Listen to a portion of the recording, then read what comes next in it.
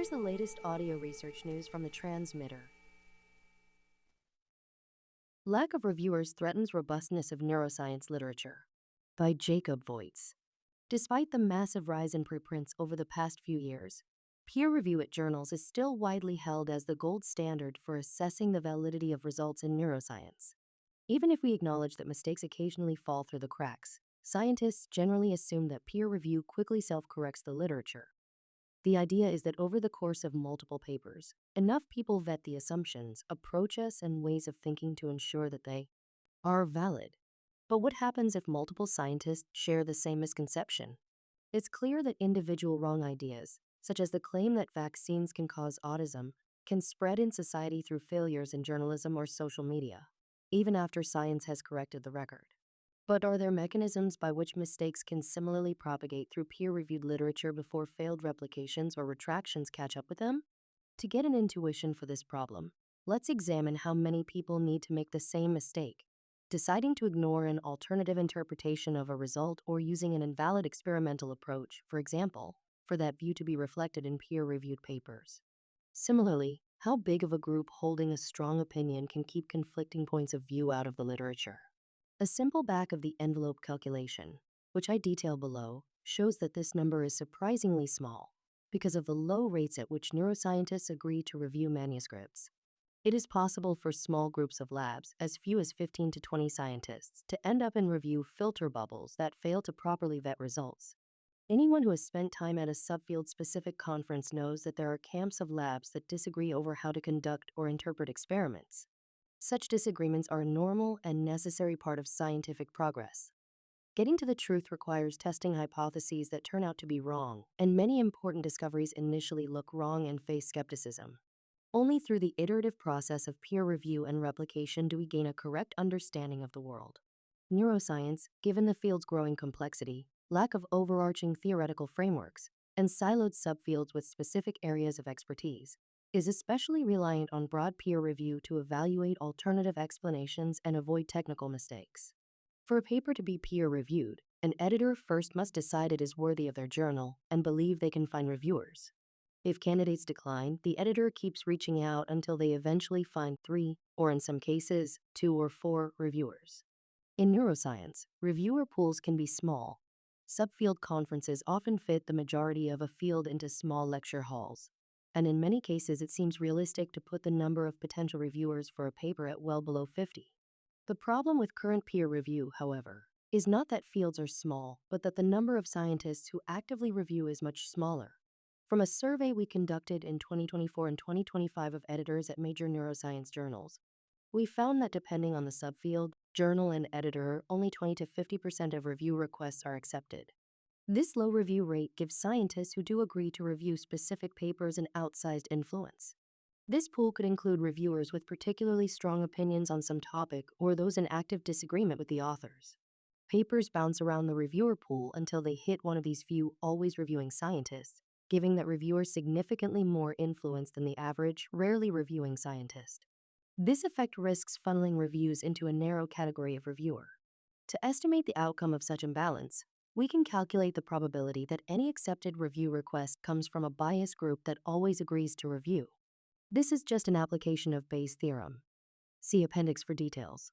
To explore how the baseline review probability and percentage of biased reviewers influence the likelihood of biased review, check out this interactive simulation.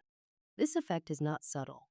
If we plug reasonable numbers into our formula, say most scientists accept only 20% of review requests, then in order to form the majority in half of all reviews, an always reviewing group needs to make up just 16% of the field.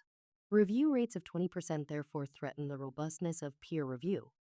Small groups of scientists can deliberately or unwittingly end up in review filter bubbles that lack proper vetting. Should this mechanism lead to groups of faulty papers that are not properly reviewed, science still self-corrects, but only through the slow and costly process of failed replications. To avoid this dynamic, we should operate with a review rate of 50% or higher. Low review participation also explains the common belief that reviews are more polarized than other interactions among scientists. It is likely that cranky reviewer number 3 agreed to review your paper only after multiple less opinionated colleagues decided they didn't feel strongly enough about the work to spend time reviewing it. One way around this issue is to simply stop using peer review by three scientists as an indicator of validity and instead evaluate the work itself. The Howard Hughes Medical Institute, where I work, is already taking this approach, treating preprints as equivalent to peer-reviewed papers for hiring and funding decisions. This works at institutions that have adequate domain-specific expertise or access to expert consultants. However, many consumers of science, be it scientists reading work outside their field, hiring and funding committees, policymakers, or the public, lack the resources required to evaluate the science. They need secondary signals of impact and robustness. So how do we increase the breadth of evaluations, making peer review reliable enough to serve this function? One proposal to increase the reviewer pool is to pay reviewers. The fact that scientists collectively pay publishing companies as much as $1 billion per year in publishing fees suggests that ample funding is available to be redirected to such efforts, even in an uncertain science funding climate. Journals have also experimented with novel forms of review, such as the collaborative reviews at Alife, in Neuro or Frontiers journals, with the goal of improving review quality and reducing the burden on individual reviewers. Another approach is post-publication review. Lab meetings and journal clubs frequently discuss preprints, providing large reserves of untapped reviewer time. Such evaluations could in their sum be of higher quality than a traditional review. They are more diverse, incentivized by a desire to understand or replicate the work, and less affected by the conflicts of interest inherent in accept/reject decisions. Surfacing this collective expertise for a broader audience could improve the current system, if we manage to avoid the dangers of an unmoderated free-for-all, which could suffer from low participation or manipulation by malicious actors just as other online forums can. So far, despite increasing interest, efforts to build such systems, such as PubPeer, Review Commons, Peer Review, and F1000, have failed to replace the traditional one-time review at journals. Recently, there have been calls to remedy this issue using artificial intelligence methods. Barring the discovery of actual artificial general intelligence, this is a dangerous idea. Though large language models can likely help summarize research, check consistency with other papers, or act as search engines to suggest related work or reviewers, they lack precisely the thing that makes peer review work: the human ability to handle unforeseen new data and to reason through complicated arguments to arrive at conclusions that can overturn decades of prior thinking.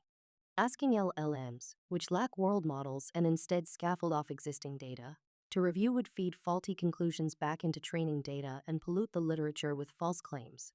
Peer review is a scarce and precious resource.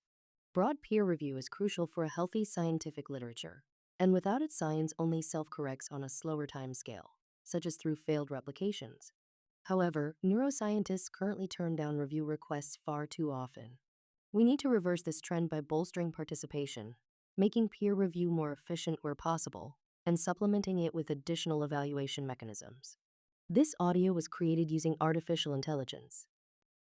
Stay up to date with the latest neuroscience news and perspectives at thetransmitter.org. Follow audio research news on Spotify, YouTube, or wherever you get your podcasts.